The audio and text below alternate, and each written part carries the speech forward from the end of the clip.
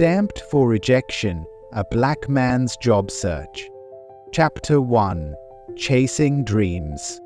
Every great journey begins with a dream, and for many, that dream is shaped by the promise of opportunity. From a young age, I was told that hard work and dedication would lead me to success. But as I stepped into the world of job hunting, I quickly realized that dreams alone are not enough. There are barriers, both visible and invisible, that stand in the way. Growing up, I watched my parents work tirelessly to provide for our family.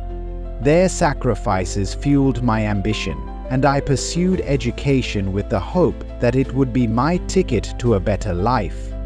I envisioned a future where my skills and talents would be enough to open doors, where I would be judged by my abilities rather than the color of my skin.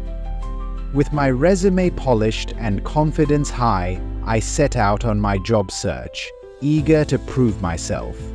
The first few applications were filled with excitement and anticipation.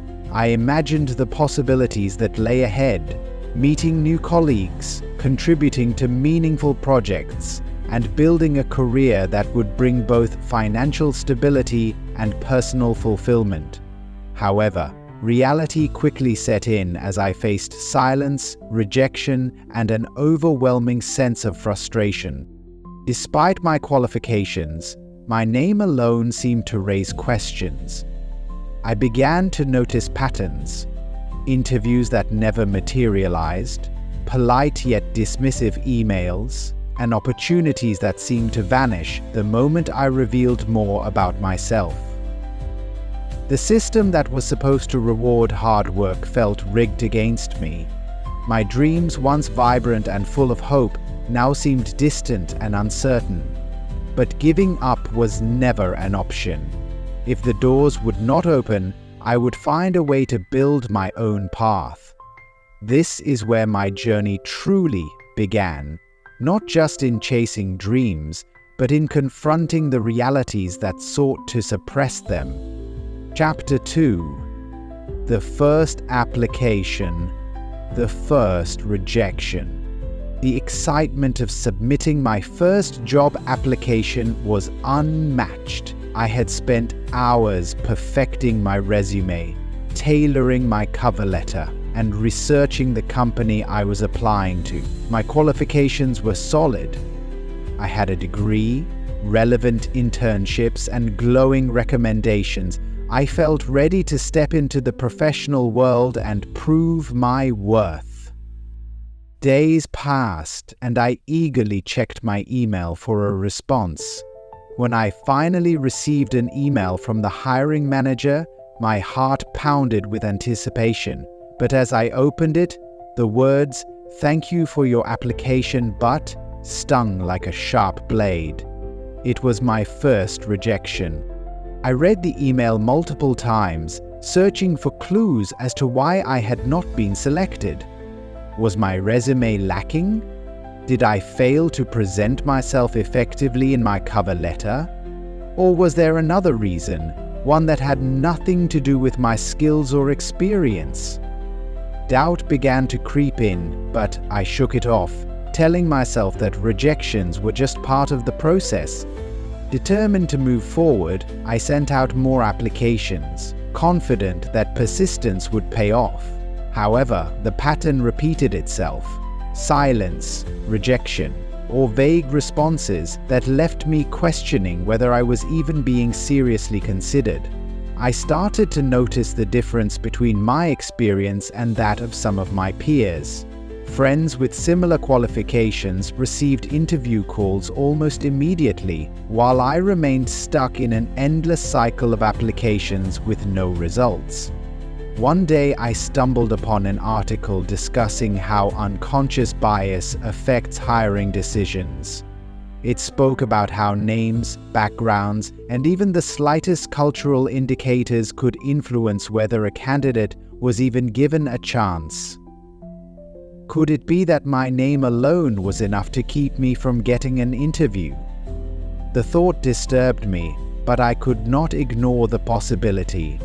Still, I refused to let one rejection, or even several, define me.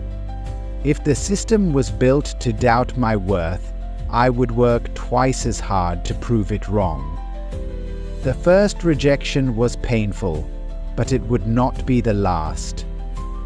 More importantly, it would not be the end of my story. Chapter 3: Experience or Identity.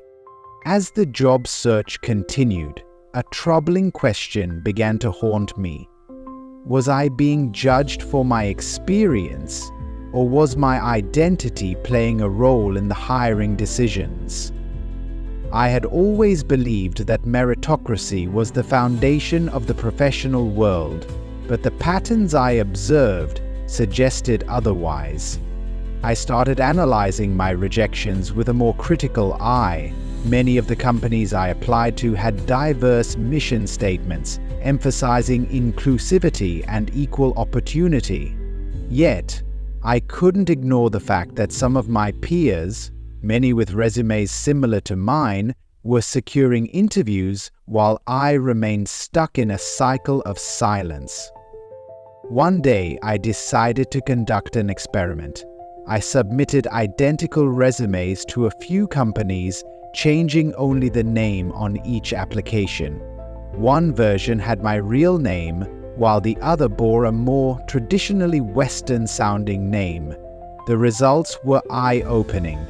The alternate identity I had created received far more interview requests than my actual name ever did. It was a harsh reality to confront, but it confirmed what I had suspected all along. My identity was not just a part of my application. It was a barrier. This realization left me feeling disillusioned. I had worked tirelessly to earn my qualifications, but the hiring process often seemed to value perception over ability. I wondered how many others had faced the same unspoken biases, how many opportunities had been lost simply because of a name, a background, or an assumption. Despite my frustration, I knew I had two choices. I could either allow this truth to defeat me, or I could push forward and find ways to overcome it.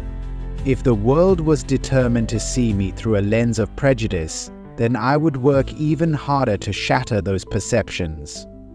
The journey was far from over, and I refused to let discrimination dictate my future. Chapter 4: The Politics of Interviews. The moment I finally secured an interview, a mixture of excitement and anxiety washed over me. After weeks of rejections and silence, I had finally broken through the first barrier.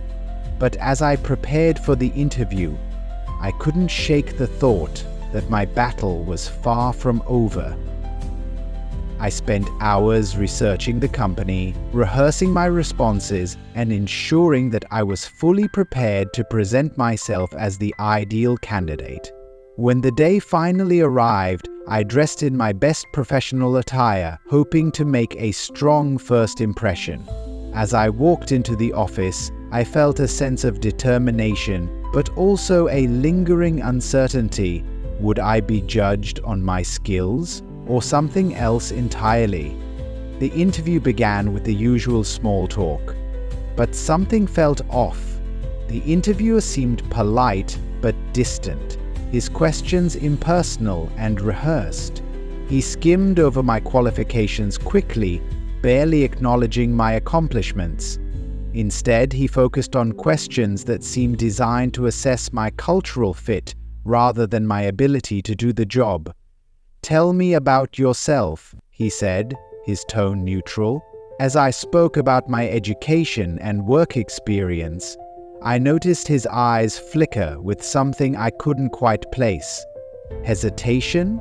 Skepticism? I couldn't be sure. Then came the subtle but telling moments, questions that hinted at doubt. Do you think you'd be comfortable in this environment? How do you handle situations where you're the only one with a different perspective? I knew what they really meant.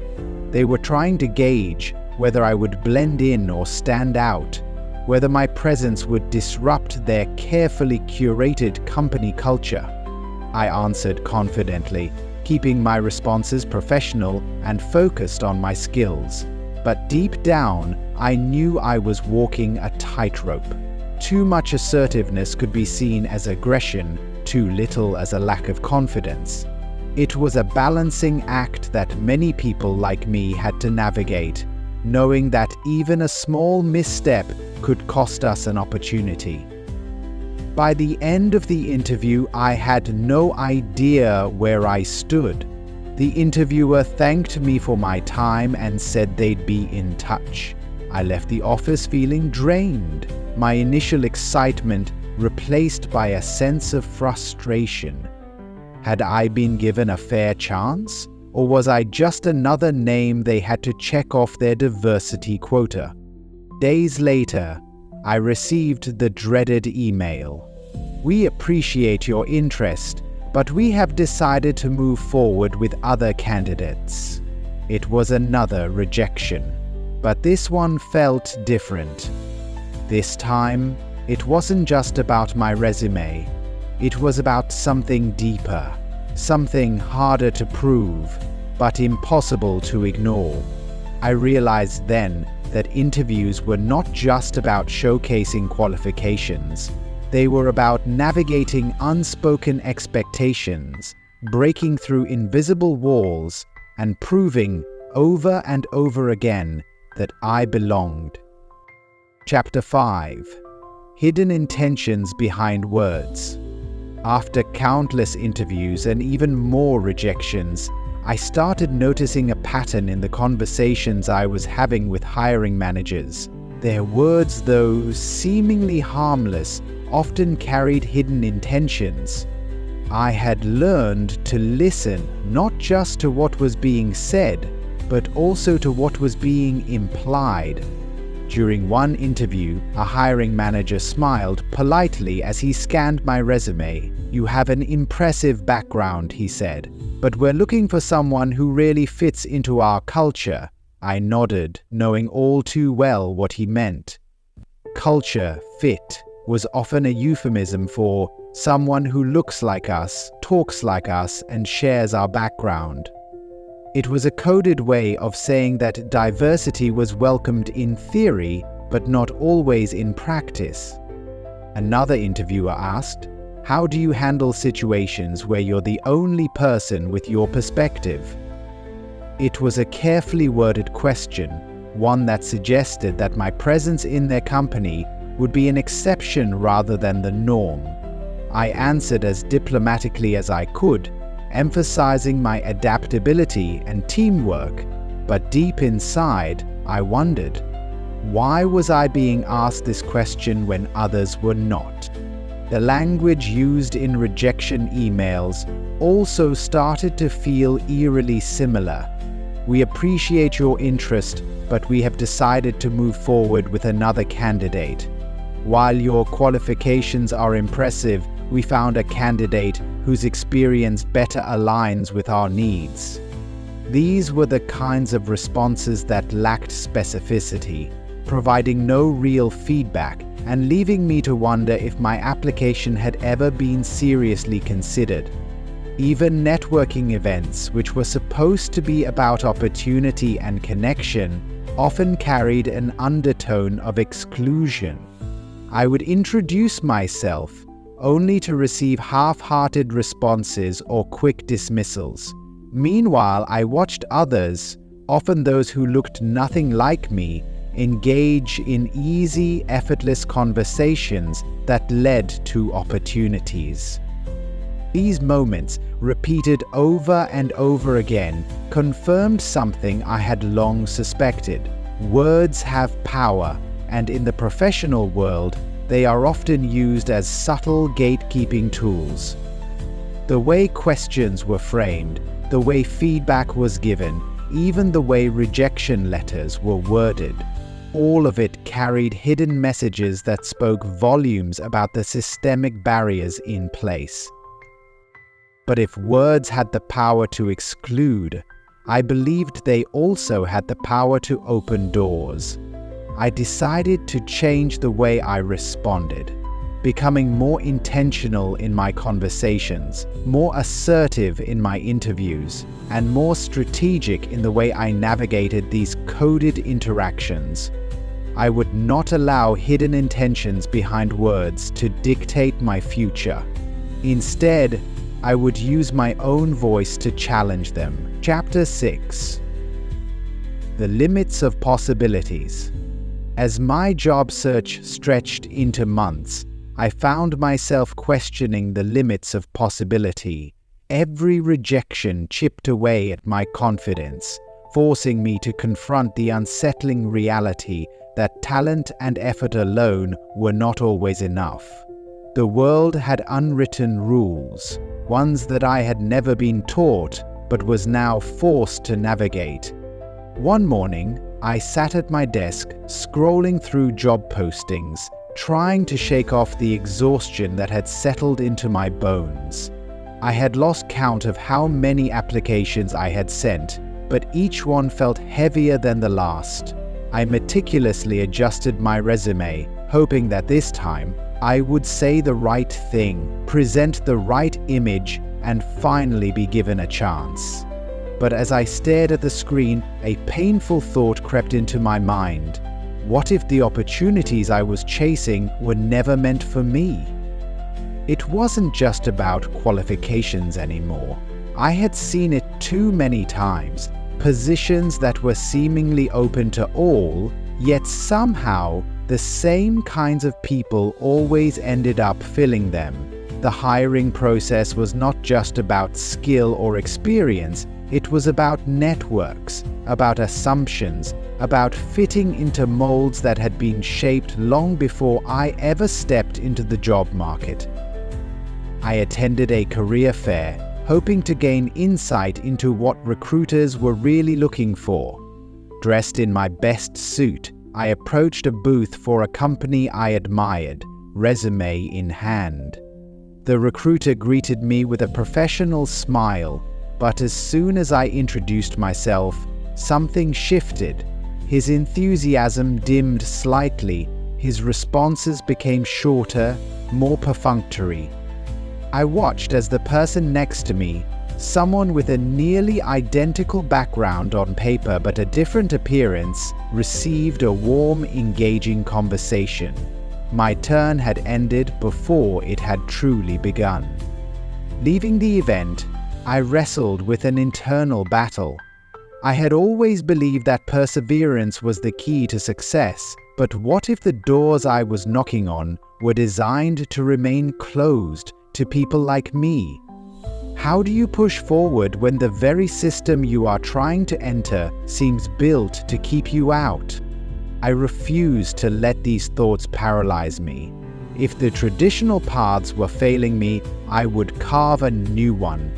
I began researching industries that valued skills over background, looking into companies that were actively working to break down systemic barriers. I started networking differently, not just with recruiters, but with people who understood my struggle, who had faced the same challenges and found ways to succeed despite them.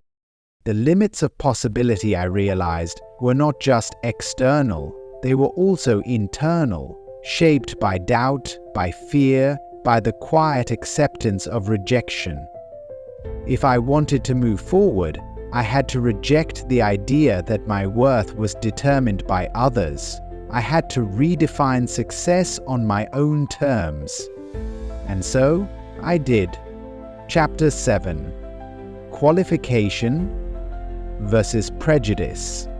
The more I pushed forward in my job search, the clearer it became that qualifications alone were not enough.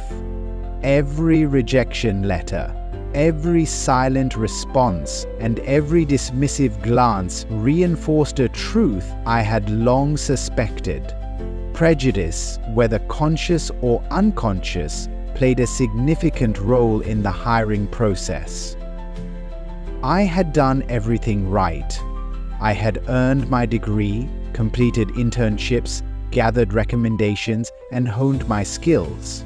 Yet, I found myself being passed over time and time again. The most frustrating part was that I rarely received direct feedback. Hiring managers preferred vague statements like, "We've decided to move forward with another candidate," or "We found someone who was a better fit."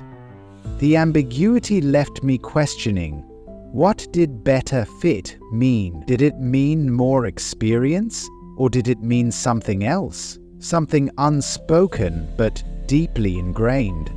The turning point came when I applied for a position at a well-known tech company. I had all the qualifications listed in the job posting, and my resume showcased my expertise. This time, I was fortunate enough to make it past the initial screenings and land an interview. I walked in prepared, confident, and ready to showcase my abilities. The first few questions went smoothly, but then I noticed a subtle shift in tone from the panel interviewing me. One interviewer asked, "What challenges have you faced as a professional in your field?" The question seemed innocent, but there was an underlying implication. I knew that if I spoke about my struggles as a Black job seeker, I risked being labeled as difficult or overly sensitive. If I ignored the question and gave a generic answer, I would be denying my own experience. I carefully crafted my response, balancing honesty with diplomacy, but the tightrope was exhausting to walk. Then came the real test. How do you see yourself fitting into our company culture? This question was always the most difficult. Company culture was often a coded term, a way of assessing whether someone would seamlessly blend into a predominantly white, male-dominated environment. I answered with enthusiasm, emphasizing my adaptability and teamwork. But deep down, I knew the truth. No matter how qualified I was, if they had already decided that I didn't fit, there was little I could do to change their minds. A week later, I received the rejection email. It contained the same polite but empty phrases I had read before. "We appreciate your interest. After careful consideration, we encourage you to apply for future opportunities." The words blurred together, another reminder that the job market was not just about what I knew, but about who was willing to see me beyond their biases. The realization was painful, but it also strengthened my resolve. If the system was built to favor certain people over others, then I would find a way to challenge it. I refused to be defined by the prejudices of hiring managers. My worth was not determined by their limited perspectives. This was not the end of my journey. It was just another obstacle to overcome. If my qualifications were not enough to break down the barriers, then I would have to find a way to tear those barriers down myself. Chapter 8. The Rejection Letter. Another day, another rejection letter. By now, I had received so many that they barely fazed me. Still, each one carried a sting, a reminder that I was still on the outside looking in. This time, however, I decided to dissect the letter more carefully. What exactly were they telling me? What weren't they telling me? Dear applicant, we appreciate your interest in the position, but after careful consideration, we have chosen to proceed with another candidate. We encourage you to apply for future opportunities with our company. Best of luck in your job search. The words were polite, distant, and devoid of any real substance. No explanation of what I lacked, no constructive feedback, just a neatly packaged dismissal. I had seen this formula repeated so many times that I could predict the phrasing before even opening the email. But this time, I wasn't just going to accept it as another loss. I needed to understand why I kept falling short. I went back to my resume, my cover letters, my interview notes. I compared them to job descriptions and even reached out to a few professionals for advice. I wasn't naive. I knew that sometimes rejection wasn't about qualifications. It was about perception, about biases, about systems designed to favor certain people over others. But was there something I could change? Something I could control? Determined to find out, I mustered the courage to email the hiring manager and ask for feedback. I kept it professional and polite. I appreciate the opportunity to have interviewed for this position. If possible, I would love to hear any constructive feedback you can offer so I can improve for future opportunities. Thank you for your time. Days passed with no response. Then finally an email arrived. My hands shook slightly as I opened it, unsure of what to expect. Thank you for reaching out. We had many strong applicants, and ultimately we selected a candidate whose experience more closely aligned with our immediate needs. We wish you the best in your job search. It was a response, but not a real answer. They hadn't pointed out anything specific I could improve on. Instead, they hid behind vague language. I knew what it meant. I simply wasn't what they were looking for. Whether it was due to my name, my background, or something else entirely, I would never know. But this rejection, like all the others, wasn't going to define me. If anything, it fueled me. I would keep going, keep pushing, keep applying, because one day someone wouldn't just send me a rejection letter. They would send me an offer, and when that day came, I would make sure they never regretted their decision. Chapter 9: Confronting the System. After yet another rejection, I found myself at a crossroads. I could either continue silently enduring this cycle or take a step back and look at the bigger picture, the system itself. Why was it so difficult for people like me to break through? What barriers existed beyond the obvious qualifications and experience? I began researching hiring trends, diversity statistics, and employment studies. What I found only confirmed what I had long suspected. Systemic bias was deeply embedded in the job market.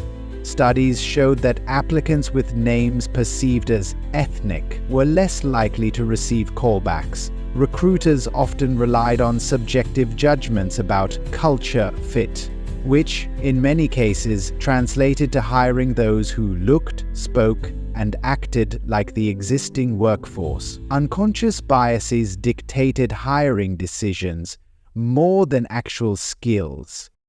Determined to test these theories for myself, I conducted a small experiment. I created two nearly identical resumes, one with my real name and another with a more neutral name.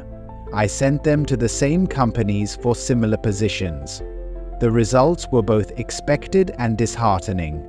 The neutral name received significantly more interview invitations. It wasn't just about qualifications.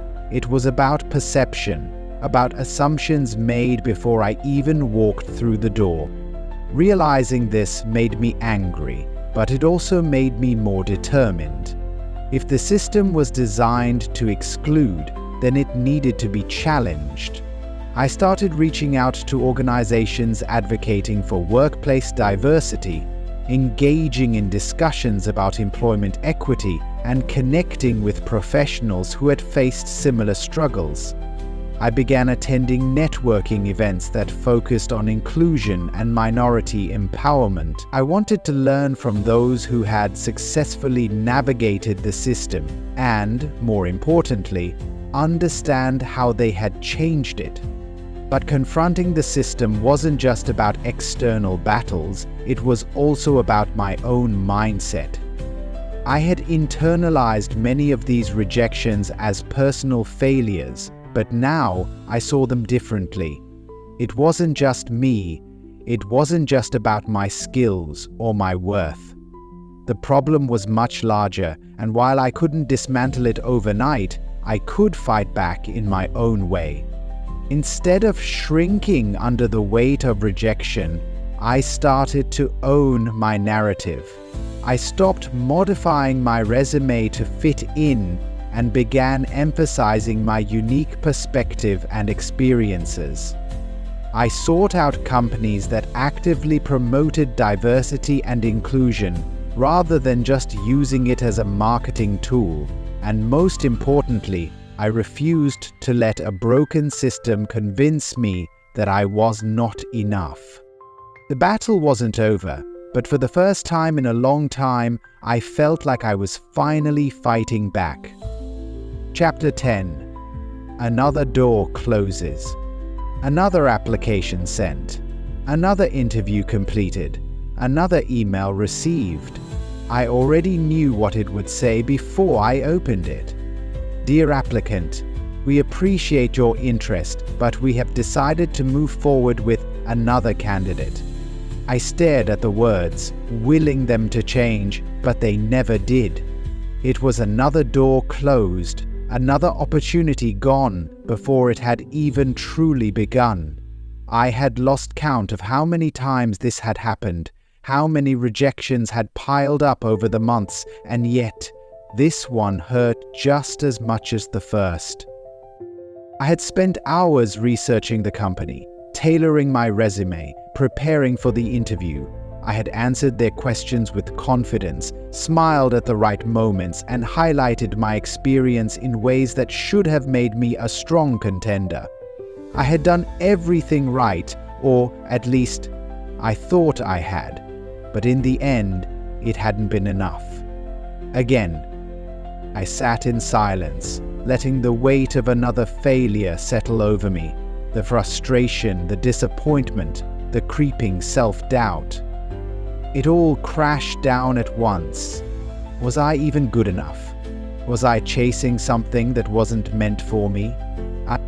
I tried to rationalize the rejection, to remind myself that job hunting was a numbers game, that luck played as much of a role as skill. But the truth was, I was tired of fighting for a place at a table that seemed unwilling to make room for me.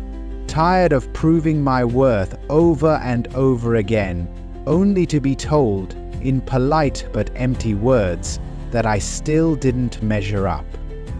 For a brief moment, I considered quitting, letting go of the dream, settling for something less than what I had worked for. But then, another thought pushed its way forward. What if the problem wasn't me? What if the rejection wasn't a reflection of my abilities, but of a flawed system that had been designed to make me doubt myself? I exhaled slowly, my frustration turning into quiet resolve. Another door had closed, but that didn't mean I would stop knocking. If one company didn't see my value, I would find another that did. If the traditional path wasn't working, I would carve out my own, because as long as I kept moving forward, rejection would never be the final answer. I closed my laptop, pushing the email out of my mind. Tomorrow I would try again, and one day one of these doors wouldn't close. It would open. Chapter 11. Hope. Hope was the fuel that kept me going, but reality was the weight that kept pulling me back down. Every morning I woke up with the belief that today might be the day, today I might finally receive good news. But every evening I went to bed with the same familiar disappointment, wondering if hope was just a trick I was playing on myself. The job search had become an exhausting cycle. Some days I felt confident, submitting applications with the belief that my experience and skills would shine through. Other days I questioned everything. Was I aiming too high? Were my expectations unrealistic? The optimism that had once pushed me forward was now starting to feel like a burden. I found myself trapped between two conflicting forces: the belief that persistence would eventually pay off, and the undeniable reality that the odds were not in my favor. I had seen others succeed, had heard the stories of perseverance leading to victory. But for every success story, there were countless others who had been left behind, who had given up, not because they lacked talent, but because they were simply too tired to keep fighting. One afternoon, after another rejection email, I sat at my desk staring at my reflection in the dark screen of my laptop. Was I chasing something that wasn't meant for me? Was hope keeping me from accepting reality? I had always believed that hard work would lead to success. But what if that wasn't true for everyone? What if the system I was trying to break into had already decided that I didn't belong? But even as doubt crept in, something inside me refused to let go.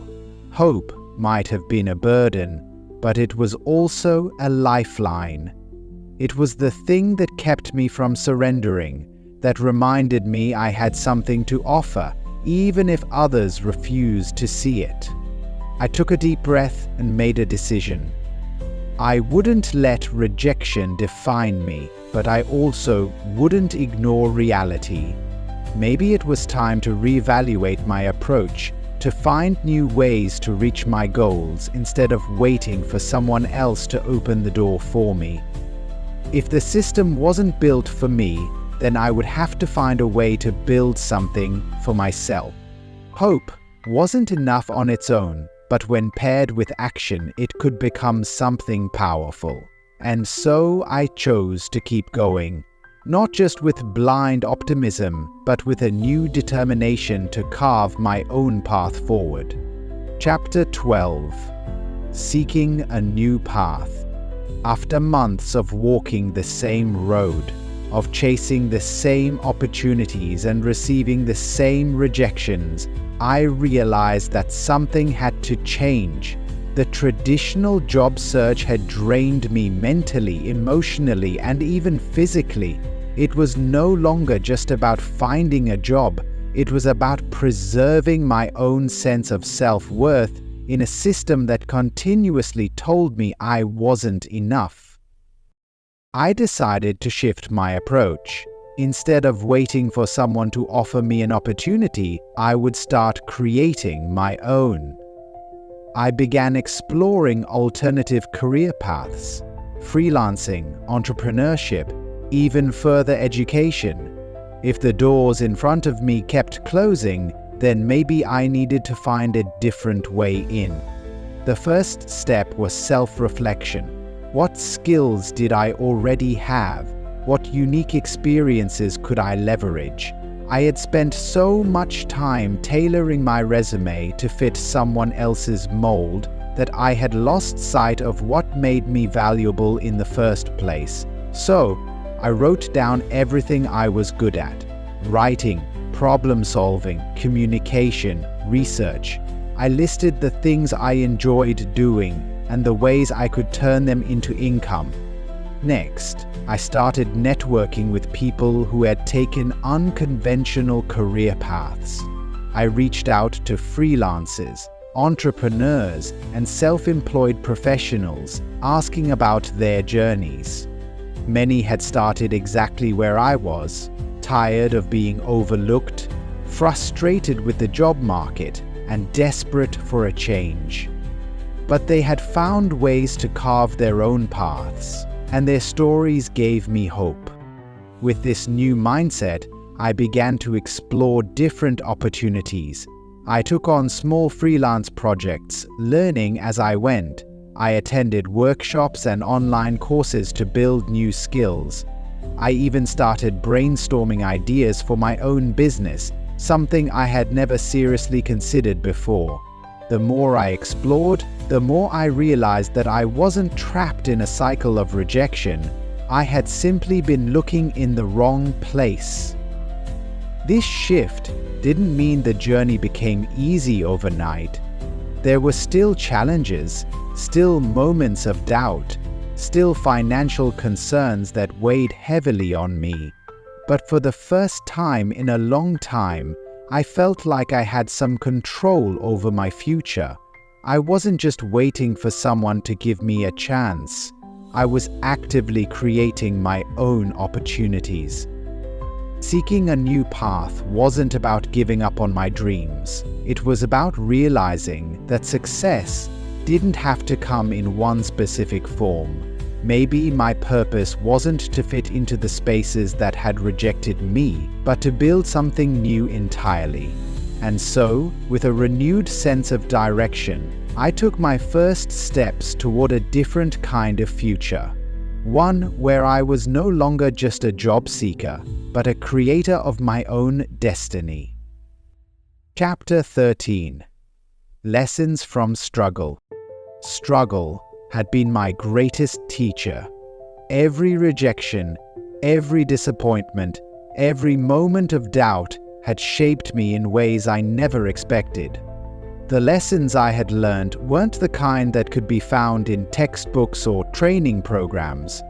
They were lessons that only experience could teach. One of the biggest lessons was resilience. I had come to understand that failure wasn't the opposite of success. It was a necessary part of the journey. Each rejection had pushed me to grow, to refine my approach, and to keep moving forward even when it felt impossible. Resilience wasn't just about enduring hardship. It was about using that hardship as fuel to propel myself forward. I also learned the value of adaptability. The rigid expectations I had set for myself at the beginning of my job search had only led to frustration. I had been so focused on a specific path that I hadn't considered alternative routes. But once I opened my mind to different possibilities, freelancing, entrepreneurship, and skill building, I realized that success could come in many forms. Adaptability wasn't about giving up on my dreams, it was about finding new ways to achieve them. Another important lesson was the power of self-worth. For so long, I had allowed external validation to define my value. I had believed that if an employer rejected me, it meant I wasn't good enough. But the truth was, my worth wasn't tied to someone else's opinion.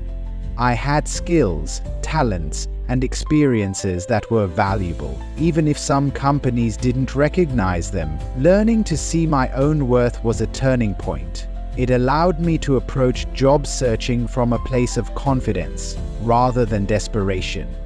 I also learned that community matters. For much of my journey, I had tried to navigate the challenges alone, but when I started connecting with others who had faced similar struggles, I realized that I wasn't alone. Talking to people who understood my experiences, who offered support and advice, made a huge difference. Whether it was friends, mentors, or professional networks, having a support system gave me strength on the hardest days. Most importantly, I learned that success isn't just about reaching a destination. It's about the growth that happens along the way. The person I was at the start of this journey was not the same person I had become. I had grown stronger, wiser, and more determined. The struggle had shaped me, but it had not broken me. With these lessons in mind, I prepared myself for the next phase of my journey. I didn't know exactly what the future held, but I knew that I was ready to face it. Not with fear, but with the confidence that I had earned through every challenge I had overcome. Chapter 14. Redefining Success. Success had always been defined for me in conventional terms. A steady job, a stable income, a clear career trajectory. But as my journey unfolded, I realized that success wasn't a fixed destination. It was a deeply personal and evolving concept. I had spent so long chasing what I thought I was supposed to achieve that I never paused to ask myself what success actually meant to me. I began to redefine my goals, not in terms of external validation, but in terms of personal fulfillment. Did I feel challenged? Was I growing? Did my work bring me a sense of purpose? These became the new measures of success. It was no longer about simply securing a job, but about building a life that aligned with my values and aspirations. This shift in perspective wasn't easy. It required me to let go of expectations I had carried for years, expectations imposed by society, family, and even myself. It forced me to embrace uncertainty, to be okay with a path that didn't have a clear roadmap. But in that uncertainty, I found freedom. The freedom to explore, to take risks, and to create something meaningful on my own terms. One of the first steps in this new mindset was acknowledging that financial stability was important, but it wasn't the sole determinant of success. While money provided security, it didn't necessarily equate to happiness or fulfillment. I met people who had well-paying jobs but felt trapped and unfulfilled, and I met others who earned less but were deeply passionate about their work. I realized I wanted to be part of the latter group, to do work that resonated with me, that made a difference in my life and the lives of others. I also started appreciating small victories. Instead of waiting for a major breakthrough, I celebrated every step forward. Completing a new project, making a valuable connection, learning a new skill. These moments might have seemed insignificant before, but now they were proof that I was growing, that I was making progress in my own way. Most importantly, I gave myself permission to evolve. My definition of success today might change in a year, and that was okay. Life wasn't about reaching a fixed endpoint, but about continuous learning and transformation. By letting go of rigid definitions, I allowed myself to truly embrace the journey ahead. Success wasn't just about achieving a specific goal, it was about living a life that felt meaningful to me. And for the first time in a long time, I felt like I was finally on the right path. Chapter 15. Breaking the Seal of Rejection. Rejection had once felt like a heavy seal pressed against my future, an unbreakable barrier that kept me from moving forward.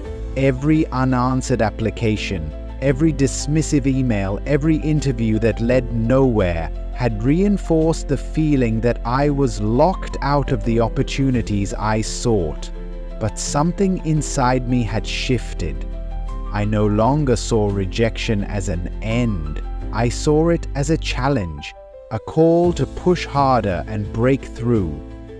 I began to analyze the patterns of rejection I had faced. What were the common themes?